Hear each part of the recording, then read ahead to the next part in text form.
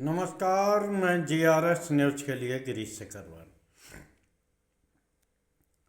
SIR को लेकर माननीय उच्चतम न्यायालय ने चुनाव आयोग को फटकार लगाई है और ये कहा है कि उसे पूरी छूट नहीं दी जा सकती और ये भी कहा है कि अगर लोगों के मत कटते हैं जो कि यहीं के निवासी हैं और यहाँ तक कि वो पात्र हैं, तो इस बात के लिए चुनाव आयोग को माफ नहीं किया जा सके। क्या माननीय उच्चतम न्यायालय के इस बयान से क्या चुनाव आयोग को अपनी कार्यशैली बदलने की दिशा में प्रेरित होना पड़ेगा या यूं ही माननीय उच्चतम न्यायालय की ये आदेश का भी वही हाल होगा जो कि माननीय उच्चतम न्यायालय द्वारा पहले भी विभिन्न मामलों को लेकर टिप्पणियां की गई। उत्तर प्रदेश में भी किस तरह से मुख्यमंत्री और माननीय शंकराचार्य के बीच में भी स्थितियां दिनों दिन विस्फोटक होती जा रही हैं। अब मार्च माह में दिल्ली में चारों शंकराचार्य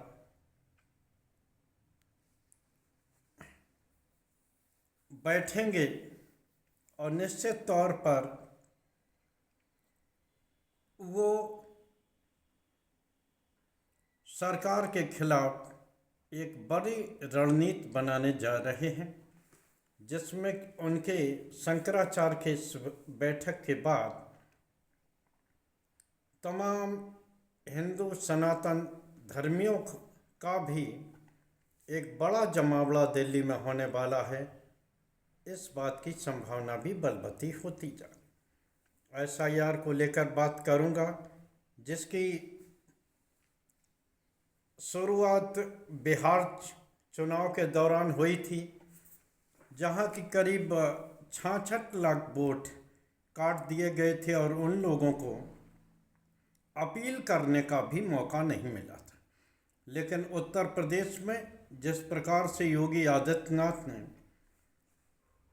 करीब 3 करोड़ मतदाताओं के काटे जाने पर जिस तरह से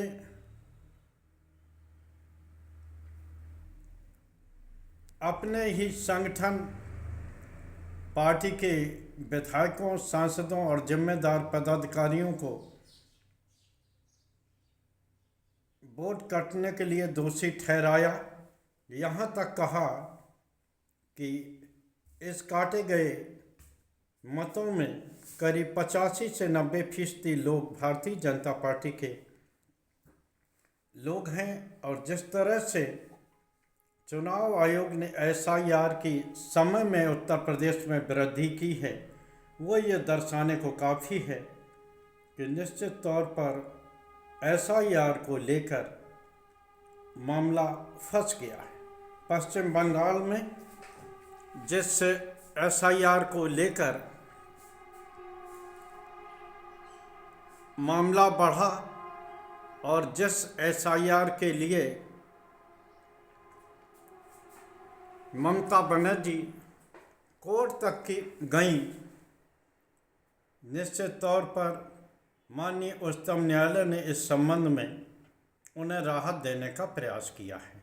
क्या पश्चिम बंगाल में चुनाव आयोग बैकफुट पर आएगा या चुनाव आयोग की टिप्पणियां उसी तरह रह जाएंगी जैसे कि वो बिहार में कई बार काटे गए मतदाताओं की लिस्ट मांगता रह गया। लिस्ट जारी हुई, लेकिन कुछ हुआ नहीं। और यहाँ तक कि उसी मतदाता सूची के आधार पर बिहार का चुनाव भी हो गया। आप सभी लोग भूले नहीं होंगे कि किस प्रकार महाराष्ट्र चुनाव के दौरान भी कई तरह की टिप्पणियां माननीय न्यायालय ने कही थी। यहाँ तक कि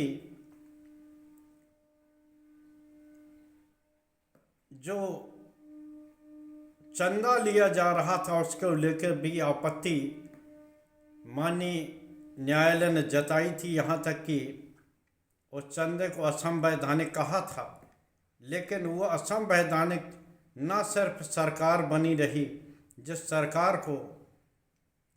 राज्यपाल को माननीय उच्चतम न्यायालय ने दोषी ठहराया, उनके कार्य को असंवैधानिक बताया, वो पैसा भी संवैधानिक बना रहा और वो असंवैधानिक सरकार भी अपना पूरा कार्यकाल करके दोबारा भी भारतीय जनता पार्टी की बन गई। क्या SIR को लेकर भी माननीय उच्चतम न्यायालय की टिप्पणियां इसी प्रकार होने वाली हैं, या चुनाव आयोग अपनी कार्यशैली को बदलने वाला है? आज के ब्लॉग में बस इतना ही। जय हिंद, जय भारत। कल फिर किसी नए मुद्दे पर आपके साथ जुड़ने का प्रयास करूंगा। आपसे निवेदन है कि अगर आपको हमारे कंटेंट अच्छे लगते हैं, कृपया हमको हमारे छोटे से चैनल को सब्सक्राइब करके हमें समर्थन और ताकत दें, और कमेंट करके ये ज़रूर बताएं कि आपको हमारे कंटेंट कैसे लगते हैं। जय हिंद। कल फिर किसी नए मुद्दे पर आपके साथ जुड़ने की कोशिश करूंगा। जय हिंद।